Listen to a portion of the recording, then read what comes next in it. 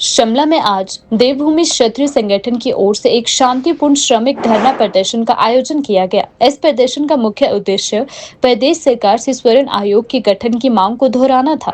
धरने में भाग लेने वाले कार्यकर्ताओं ने हाल ही में सरकार द्वारा अंतर्जातीय विवाह प्रोत्साहन राशि को बढ़ाकर 2 लाख रुपए करने के निर्णय पर प्रतिक्रिया देते हुए कहा कि यह स्वागत योग्य कदम है, लेकिन इसके साथ साथ स्वर्ण समाज से जुड़ी अन्य मांगों को भी सरकार को देखना होगा। प्रदर्शनकारियों ने कहा कि स्वर्ण आयोग के गठन की मांग पिछली सरकार से भी की गई थी और वर्तमान सरकार से भी इस मांग को लेकर बार बार आग्रह किया जा रहा है, लेकिन अब तक इस दिशा में कोई ठोस कदम नहीं उठाया गया। संगठन के सदस्यों ने कहा कि वर्तमान सरकार को सत्ता में आए 2 साल हो चुके हैं, फिर भी इस मुद्दे पर कोई सुनवाई नहीं हुई है। धरने में संगठन के विभिन्न जिलों से आए सदस्यों ने भाग लिया और प्रदेश सरकार से अपील की है कि स्वर्ण समाज के हितों की रक्षा के लिए जल्द से जल्द स्वर्ण आयोग का गठन किया जाए। ये क्रमिक हड़ताल आज शुरू की गई है।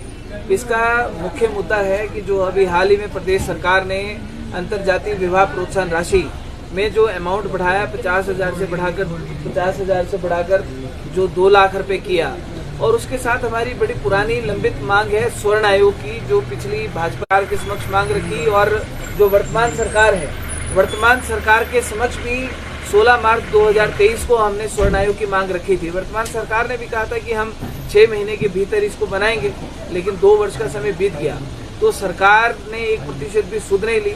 आज कहीं ठेकेदार सड़कों के ऊपर हैं, चाहे आज कर्मचारी सड़कों के ऊपर हैं, पेंशनर सड़कों के ऊपर है। हिमाचल प्रदेश में फाइनेंशियल क्राइसिस वो चरम सीमा के ऊपर है। सरकार हर बात के लिए रोना रोई कि हमारे पास पैसा नहीं, लेकिन वहीं दूसरी तरफ प्रदेश सरकार के पास बेटियों की बोलियां लगाने के लिए पैसा आ गया। अभी नवरात्रे को प्रोत्साहित करना, उसके ऊपर राशि आवंटित करना, वो इस प्रदेश के लिए वो एक दुर्भाग्यपूर्ण वो विषय है और प्रदेश सरकार को इसके बारे में विचार मंथन करना चाहिए।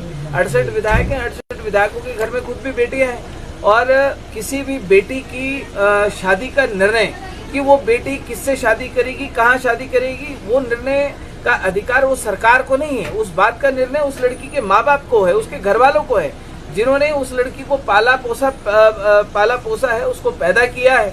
सरकार एक बेटी के ऊपर धनराशि आवंटित करने लग गई कि हम अंतर्जातीय विवाह, प्रदेश के मुख्यमंत्री, वो बल्कि डॉक्यूमेंट मेरे पास है भी फोन में, कि जिसमें प्रदेश के मुख्यमंत्री साहब ये कह रहे हैं कि जातिवाद को खत्म करने के लिए और छुआछूत को खत्म करने के लिए ये फैसला लिया गया।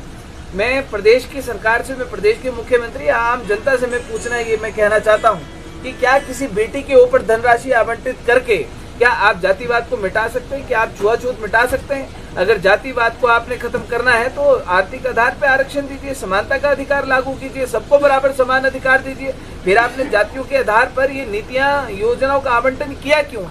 एक तरफ खाई खुद खोदते हैं और उसका ठीकरा फिर आम जनता के सिर के ऊपर फोड़ते हैं और उसका ठीकरा फिर हमारी बेटियों के सिर के ऊपर फोड़ देते हैं।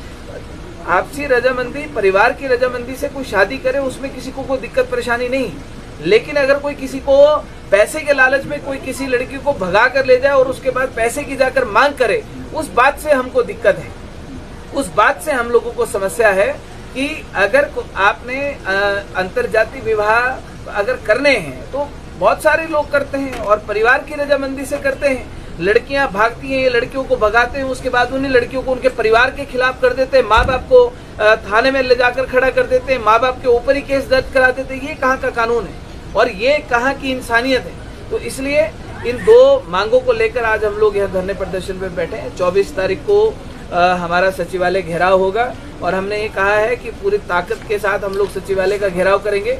प्रदेश की सरकार के पास 24 तारीख तक का समय है, वो इस विषय के ऊपर विचार मंथन कर ले। कोई निर्णय जो उन्होंने लेना है, कैबिनेट में लेना है, सदन में लेना है, जहां पर भी लेना है वो कर लें।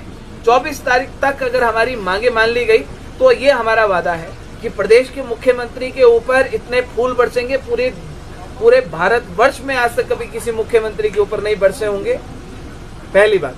दूसरी बात कि अगर हमारी मांगों को नहीं माना जाता तो साहब ये सचिवालय फिर ये 24 तारीख को बंद होगा पूरी तरीके से, और तब तक उस सचिवालय को खाली नहीं किया जाएगा जब तक हमारी मांगों को पूरा नहीं किया जाएगा।